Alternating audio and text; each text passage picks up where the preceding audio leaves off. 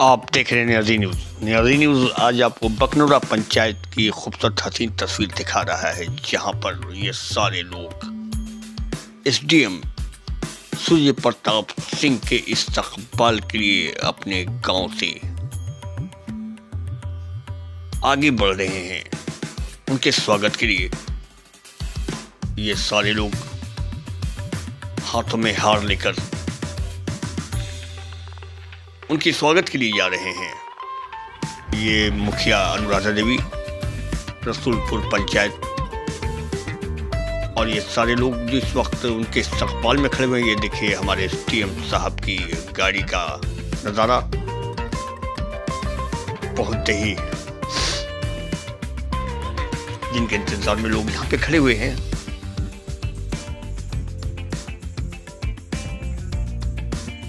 ये एसडीएम साहब यहाँ पर इस वक्त एक महिला से मिल रहे हैं। ये महिला सुनीता देवी है, जिन्होंने बहुत अच्छे कार्य का एक यहाँ पर शुरुआत कर रही हैं। एक अपना घर बना रही हैं उन बुजुर्गों के लिए जो बुजुर्ग अपने घर में बच्चों से परेशान रहते हैं। और ये शक्ति पुंज ट्रस्ट के माध्यम से यहाँ पर इस कार्य को किया जा रहा है।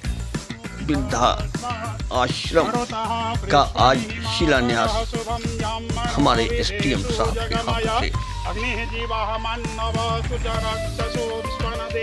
मंत्र जाप के साथ किया जा रहा है। आप सुन सकते हैं आवाज को और देख सकते हैं इस दृश्य को, जो कि बकनौरा पंचायत में ये कार्य हो रहा है। ये सारे लोग इस दृश्य को देख रहे हैं और मैं भी आपको ये दृश्य दिखा रहा हूँ।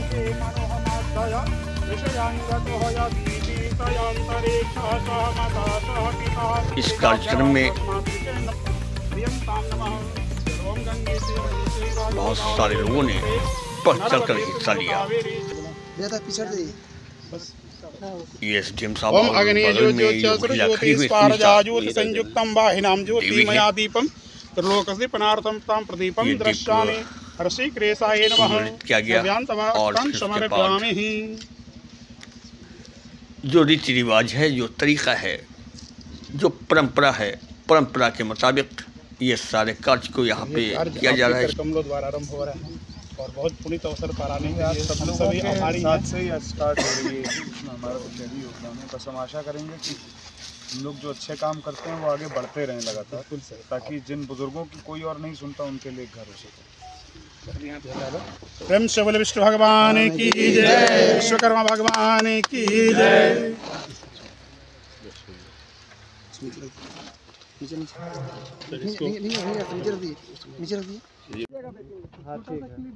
फोटो मारिए तो ओके।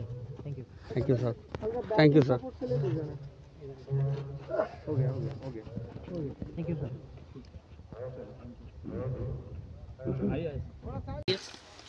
थोड़ा सा पीछे आओ।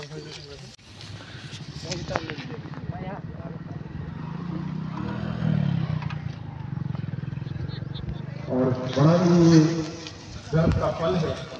मैं चाहूंगा कि जोरदार तालियों से अभिनंदन हमारे विस्तार न करते हुए बिना देर किए मैं आप सभी से चाहूंगा कि जो आमजन है, प्रभुजन है, ग्रामीण है, जितने भी लोग हैं, आप लोग संयुक्त रूप से इस कार्यक्रम में शरीक होंगे।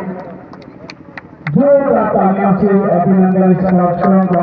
बहुमूल्य समय आप लोगों ने निकाला है और हमारे बीच में एसडीएम सर ने जो अपना बहुमूल्य समय निकालकर हौसला अफजाई ये प्रारंभिक कार्यक्रम पूरा होता हुआ आप सभी सहयोग से वहाँ के विकासगढ़ पंचायत के रूप में नागेंद्र जी, पूर्व ब्लॉक प्रमुख दिव्या भारती जी, तेलकर पंचायत के मुखिया अनिता टोपो जी और सत्यपुर फाउंडेशन के जितने भी सदस्य हैं, मुकेश जी आप भी प्रयोग करें। रसूलपुर पंचायत के मुखिया अनुराधा सिंह जी और बकनौरा पंचायत के मुखिया संजू देवी जी, उनके प्रतिनिधि रवि जी, आप सभी से चाहूंगा जोरदार तालियों से अभिनंदन। राधिका जी आप सभी इस कार्यक्रम में शरीक हो। अब मैं नम्र निवेदन करना चाहूंगा एसडीएम सर से कि सर आप विराजमान हो और हम लोग साथियों को दूसरे पैगाम की ओर लिए चलेंगे। और मैं नम्र निवेदन करना चाहूंगा पूर्व प्रखंड प्रमुख दिव्या भारती जी से कि आप मंच पे आए। जोरदार तालियों से अभिनंदन। ये एक सामाजिक तौर पे बेहतरीन पहल है बकनौरा में, जिस तरह से सर ने अपने बहुमूल्य समय दिया है, हम इनकी उदारता का भूरी। एक और स्वागत है बकनौरा पंचायत के मुखिया संजू देवी जी से मैं चाहूंगा कि आप अपने घर जोरदार तालियों से अभिनंदन। इस कार्यक्रम को यहाँ तक लाने में जिस तरह से सतीपुर संगठन जोरदार तालियों से अभिनंदन, बहुत बहुत अभिनंदन आप सभी का। Thank you. आप सभी से मैं आग्रह करता हूं पुष्प लाए हम कुछ सजा आप हम पर कृपा करने हम पर कृपा आप श्रद्धा के सच्चे पुजारी आप गोपी के कृष्ण मुरारी आप श्रद्धा के सच्चे पुजारी आप गोपी के कृष्ण मुरारी करने वाला करने श्रद्धा सुमन में आपके खातिर आप हम पर कृपा करने हम पर कृपा कर। थैंक यू, बहुत बहुत धन्यवाद आप सभी महिला विंग का। आज के इस कार्यक्रम के मुख्य अतिथि का शक्तिपुंज फाउंडेशन के सीईओ आज वृद्धा आश्रम का शिलान्यास करने के लिए मुख्य अतिथि है हमारे गहरी मंडल के एसडीएम साहब। इस क्षेत्र के तमाम त्रिस्तरीय पंचायती राज व्यवस्था के अंतर्गत निर्वाचित सदस्य शक्तिपुंज फाउंडेशन के सारे कार्यकर्ता और इस बकनौरा ग्राम के सारे जनता जनार्दन को शक्तिपुंज फाउंडेशन की तरफ से कोटि नमन कोटि नमन।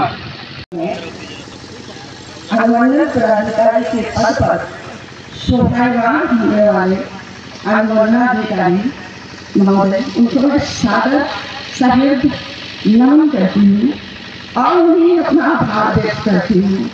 इन्होंने अपना बहुत ही कीमती समय निकालकर इस काम के लिए हाथ मेरी बहुत सवाल की बात है। मैंने बहुत सारे कार्यक्रम किया समाज के लिए, महिला उत्पीड़न से लेकर बाल उत्पीड़न तक, चासीन और सभी यहाँ के उपस्थित लोगों के लिए बहुत बहुत धन्यवाद। मैं शब्दों को विराम देती हूँ। धन्यवाद। थैंक यू मैम, बहुत बहुत धन्यवाद आपका। बिना देर किए मैं और यहाँ कई तरह के ऐसे इतिहास रहे हैं जिसकी गाथा ऐतिहासिक ग्रंथों में है। ये जो सर जितने भी जनप्रतिनिधि हैं सर सिर्फ इसलिए यहाँ पे आए हैं, उनको जैसे ही सूचना मिली कि यहाँ पे ओल्ड एज शेल्टर होम का निर्माण की आधारशिला आज रखी जा रही है और उसकी नींव रखने के लिए सर आप आ रहे हैं। बड़ा ही निरर्थक और निरस जीवन हो जाता है जब एक आदमी पूरा जीवन अपने बागवान को सींचने में लग जाता है और उसकी उम्र की अंतिम चौथापन सड़कों पे आ जाती है और उसके हाथों में ताकत नहीं होती कि वो अपने से उठाकर एक गिलास पानी पी सके और वो समाज को दिया हुआ समय अब उसको दम घुटने लगता है कि सब कुछ देने के बाद भी आज मेरा हाथ खाली है। लेकिन इस क्षेत्र में जिस तरह से सर ने आपने पहल की ओल्ड एज शेल्टर होम देने के लिए और उसमें आपने जिस तरह से नींव रखने के लिए आपने बहुमूल्य समय निकाला, ये ऋणी रहेगा रोहतास प्रखंड, ऋणी रहेंगे यहाँ के जनप्रतिनिधि, ऋणी रहेगी यहाँ की आम जन। चूँकि ये युग जिस तरह से 21वीं सदी की ओर स्पीड से भाग रहा है, भगवान न करे कि किसी के उम्र के चौथापन में ऐसा दिन आए जिसको एक गिलास पानी के लिए मुंह तक ना पड़े और सामने कोई नहीं दिखे। बिना देर किए हम चाहेंगे कि आपके तालियों की गड़गड़ाहट के साथ एसडीएम सर को हम मंच पे आमंत्रित करना चाहेंगे और चाहेंगे कि सर आपने जिस तरह से बहुमूल्य समय दिया, मैं आपकी समय की कीमत को समझता हूं और आपके यहाँ आने का जो ऋण है हम लोग सर उसको आजीवन अपने पलकों में सजा कर रखूंगा। बिना देर के मैं एसडीएम डेहरी सूर्य प्रताप सर को मैं आमंत्रित करना चाहूँगा कि सर इस सभा को संबोधित करें और ये हमें मार्गदर्शित करें कि उम्र के तकाजे में जब हम अकेले हो जाएं उस समय ये समाज हमारा कैसे सहयोगी हो। सर अभी उपस्थित सभी जनप्रतिनिधिगण,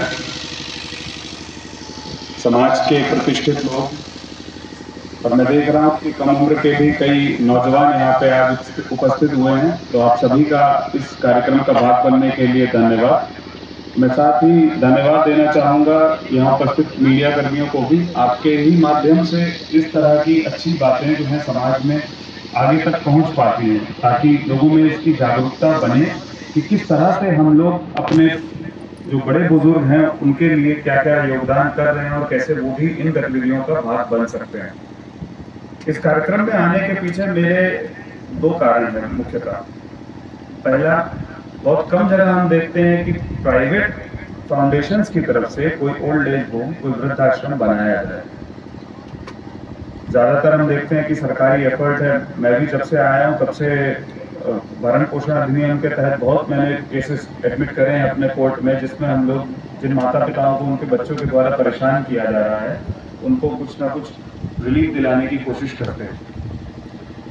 तो ये एक जागरूकता का अभाव भी है कि बहुत बार माँ बाप रोते हुए मेरे ऑफिस आते हैं और बोलते हैं कि बच्चे उनको खाना नहीं दे रहे हैं, रहने के लिए बाहर धक्का दे रहे हैं घर से। तब उस समय हम उनकी कुछ मदद कर पाते हैं, ये हमारा सौभाग्य ही है। जब आप किसी भी मजबूर की मदद ऐसे समय पर कर पाते हैं तो वो आपका सौभाग्य है, उसमें आपने कुछ बहुत बड़ा नहीं कर दिया, आपको मदद करने का मौका मिला, ये आपकी तेज किस्मत है। यहाँ पर आप लोग जो कितना अच्छा ओल्ड एज होम बना रहे हैं, मेरे ख्याल से आशीर्वाद जो होता है ना बुजुर्गों का, वो किसी भी इंसान को एक ऊंचे स्तर तक लेके जाता है और इस पूरी पंचायत को बुजुर्गों का आशीर्वाद बना रहेगा और बहुत ऊंचाइयों तक पकड़ा जाएगा। ये बात मैं गारंटी के साथ बोल सकता हूँ। दूसरा कारण जिसके लिए मैं आज इस कार्यक्रम का भागीदार बना वो ये है कि मुख्यतः ये जो शक्तिपीठ फाउंडेशन है महिलाओं के द्वारा चलाई जाती है। पंचायत में भी पदाधिकारी कई एक महिलाएं हैं आपकी। आप जनप्रतिनिधियों में देखेंगे कि महिलाओं की भागीदारी बहुत है और आज मुझे देख के बहुत अच्छा लग रहा है कि लगभग समानुपात में महिला और पुरुष इस मंच पर भी आसीन हैं। मैं आशा करूंगा और अपेक्षा करूंगा कि भविष्य में भी महिलाओं की भागीदारी इसी तरह से बनी रहे। हम लोग देखते हैं कि अभी टीचिंग की नौकरियां लगी हैं बिहार में, काफी बड़ी संख्या में शिक्षकों की नियुक्ति करी गई है और उसमें से 50% के लगभग महिलाएं हैं। इसी तरह से बिहार पुलिस में भी अभी हम देखते हैं कि महिलाओं की संख्या जो है काफी बढ़ी है। तो वे महिलाएं जो किसी समय किसी पुरुष का इंतजार करती थी रात को घर से बाहर निकलने के लिए, आज वो पुलिस की वर्दी पहन के बाहर निकलती है और न सिर्फ महिलाओं की बल्कि पुरुषों की भी रक्षा करती हैं। हमें अपने समाज में महिलाओं को इतना ही मजबूत बनाना है कि वो किसी भी मायने में पुरुषों से कम न रह जाएं और हमें ये भी इंश्योर करना है कि हमारी बेटियां पढ़ें। और सोचिए, कल को आपकी बेटी जब पढ़ लिख कर आएगी आपको सल्यूट करेगी, आपसे ज्यादा गौरवान्वित कोई महसूस कर पाएगा? बता रहे माता पिता जमीन से 4 फीट ऊपर उड़ने लगेंगे जिस समय बेटी ऐसा सल्यूट मारेगी। तो आप लोगों से भी मेरा अनुरोध यही है कि अपने बच्चों को पढ़ाएं और पढ़ा लिखाने के साथ में उनको एक अपने परिवार से जोड़ के रखें, संस्कार बना के रखें। ये ओल्ड एज होम की जरूरत तभी पड़ती है जब माता पिता और बच्चों के बीच में एक ऐसी खाई बन जाती है जो कभी भर नहीं पाती है। हम पढ़ाने लिखाने के क्रम में बच्चों को इतना दूर फेंक देते हैं कि उनसे संबंध जो है व्यक्तिगत एक वो कट जाता है। ज्यादातर पिताओं को तो पता भी नहीं होता कि बच्चे कौन सी क्लास में पढ़ रहे हैं। मम्मी से पूछते हैं कौन सी क्लास में पहुंच गए, होता है ना। इसलिए बता रहा हूँ, मेरे साथ भी ऐसा होता था। मेरे पापा मम्मी से ही पूछते थे कि कौन सी क्लास में पहुंच गए। पिता लोग अपनी जिम्मेदारियों में इतने व्यस्त हो जाते हैं कि परिवार की तरफ देख नहीं पाते। आप सभी को इसी चीज को बदलना है। आप कितने भी व्यस्त हो जाएं अपने काम में, अपने बच्चों से एक बार जरूर पूछ लें कि वो क्या कर रहे हैं, उनकी क्या समस्याएं हैं। इससे 2-3 लाभ आपको होंगे। पहला, बच्चा आपसे जुड़ेगा। दूसरा, कभी उसे कोई खराब चीज़ उसके साथ हुई तो उसे आपको शेयर करने में कोई डर नहीं लगेगा और वो फिर किसी गलत रास्ते पे नहीं चलेगा। अगर वो बच्चा सही संस्कारों के साथ बड़ा होगा तो आशा करते हैं भविष्य में हमें ऐसे ओल्ड एज होम बनाने की आवश्यकता नहीं पड़ेगी। परंतु फिर भी कुछ माँ बाप रहेंगे जिनके बच्चे नहीं होंगे या कुछ होंगे, जो इन जगहों पर आकर अपने लिए न सिर्फ घर पाएंगे बल्कि पूरा परिवार पाएंगे। क्योंकि मैंने जहाँ तक देखा है, ओल्ड एज होम में जब आप कभी भी जाइएगा ना, एक बड़ी, आप किसी भी और संस्था में चले जाएं, आपको उतनी खुशी वहाँ होगी, क्योंकि वो लोग आपस में बैठ के बातें करते रहते हैं, एक सौहार्दपूर्ण माहौल होता है और बड़ा अच्छा लगता है। तो मेरा ये भी अनुरोध रहेगा आप सभी से कि जब इसकी फाउंडेशन कंप्लीट हो जाती है, जब ये फंक्शनल हो जाता है ओल्ड एज होम, तो उस समय आप लोग आएँ और सहभागिता अपनी दें, लोगों के साथ बैठे, उनसे बात करें और आशीर्वाद देते हैं। धन्यवाद।